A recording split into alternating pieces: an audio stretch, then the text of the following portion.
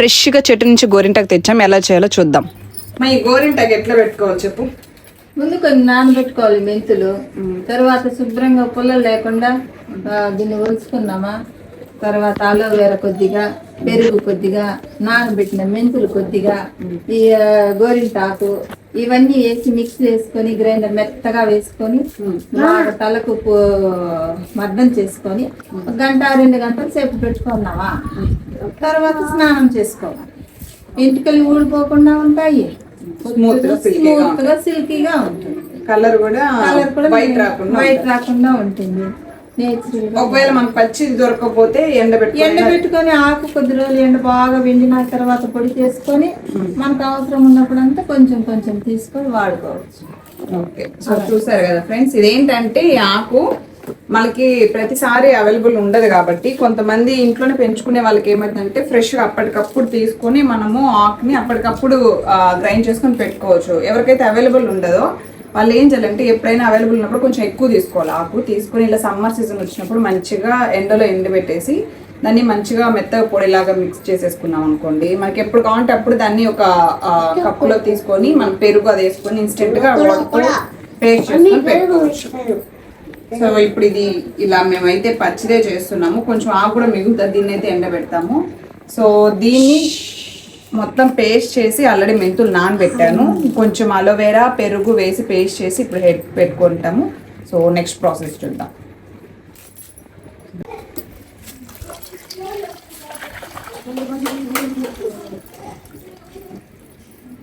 ఈ గోరింటాకు అనేది 2 times కానీ 3 times కానీ మంచిగా వాష్ చేసుకోవాలి. ఎందుకంటే చెట్టు అనేది బయట ఉంటుంది కదా, సో డస్ట్ అవి పడి ఉంటుంది అనమాట. మనం హెడ్గా పెట్టినది కాబట్టి మంచిగా దాన్ని రబ్ చేస్తూ వాటర్లో ఒక 2 or 3 times మనము క్లీన్గా వాష్ చేసుకోవాలి. ఆకలికి కొంచెం చెమ్మగా వాటర్ ఉన్నా పర్లేదు, ఎందుకంటే మనం ఎలాగో దాన్ని పేస్ట్ చేస్తాం కాబట్టి అది వాటరీగా ఉన్నా ప్రాబ్లం లేదనమాట. అండ్ అలాగే అలోవెరా కూడా యాడ్ చేస్తున్నాము. ఇప్పుడు మనము దాన్ని నీట్గా పీల్ చేసేసి మెంతులు అయితే ముందే నానబెట్టేసాం మేము, ఎందుకంటే ఆల్రెడీ ఇవాళ గోరింటాకు పెట్టుకోవాలని ముందే ప్లాన్ ఉంది కాబట్టి మార్నింగే మెంతులు నానబెట్టేసాం. సో ఇప్పుడు గోరింటాకు అనమాట మంచిగా 2 times వాష్ చేసిన తర్వాత గోరింటాకు తీసి మనం మిక్సీ జార్లో వేసుకుందాం. అండ్ అలాగే అలోవెరా కూడా తెచ్చాము, ఇప్పుడే ఫ్రెష్గా తీసుకొచ్చాము. అలోవెరా కూడా నీట్గా మనము మొత్తం తీసేసి ఓన్లీ లోపల ఉన్న గుజ్జు మాత్రం వేద్దాము. అయితే ఇందులో ఇంకా ఎక్స్ట్రాగా మనం పెరుగు ప్లస్ లెమన్ కూడా వేసుకోవచ్చు. ఇన్ కేస్ ఎవరికైనా డాండ్రఫ్ ఉంటే కనుక అది మంచిగా పనిచేస్తుంది.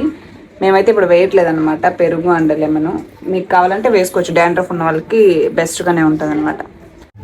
అలోవెరా కూడా మంచిగా వాష్ చేయండి, లేకపోతే దాని మీద ఉండే డస్ట్ వల్ల మనకు దురద వస్తుంది. సమ్ టైమ్స్ మంచిగా వాష్ చేసి పీల్ చేయాలి.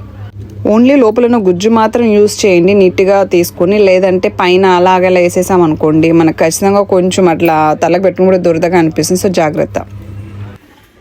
అలోవెరా చూసారా మొత్తం జారిపోతుంది, అసలు కొంచెం కష్టమే దీన్ని తీయడము. ఇంకా కాంటే మన స్పూన్ ఉంది అనుకోండి, స్పూన్తో కూడా మొత్తం గుజ్జు పక్క తీసేయచ్చు. అలోవెరా జెల్ కూడా అమ్ముతారు మనకు రెడీమేడ్గా, బట్ మా సజెషన్ ఏంటంటే కొంచెం బెటర్. అలోవెరా పెద్ద కష్టమేం కాదు కాబట్టి ఆల్మోస్ట్ పక్క మన ఇంట్లో పక్కన ఎక్కడ దొరుకుతూ ఉంటుంది, సో తెచ్చుకోవడం బెస్ట్. లాస్ట్ టైం మేము మందారమాకు పెట్టాం కదా, సో ఈసారి అయితే గోరింటాకు అనమాట.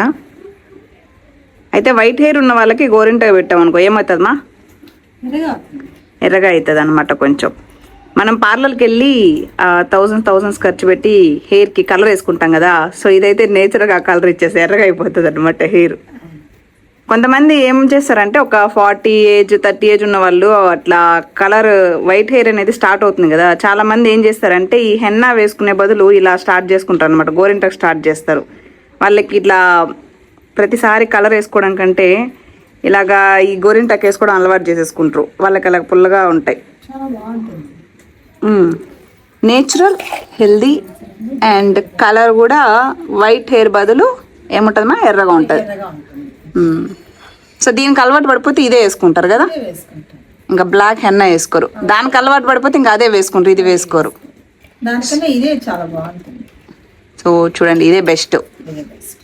ఎవరన్నా మీ ఇంట్లో మీ మమ్మీస్ వాళ్ళు ఎవరన్నా ఉంటే ఇది సజెస్ట్ చేయండి, ఇది బెస్ట్. ప్రతిసారి హెన్నా వేసుకోవాలంటే అది కష్టం, కెమికల్స్ అవంతా వేస్ట్ అనమాట. కొన్నిసార్లు హెడేక్ కూడా వస్తుంది, ఇదైతే ఏ ప్రాబ్లం ఉండదు.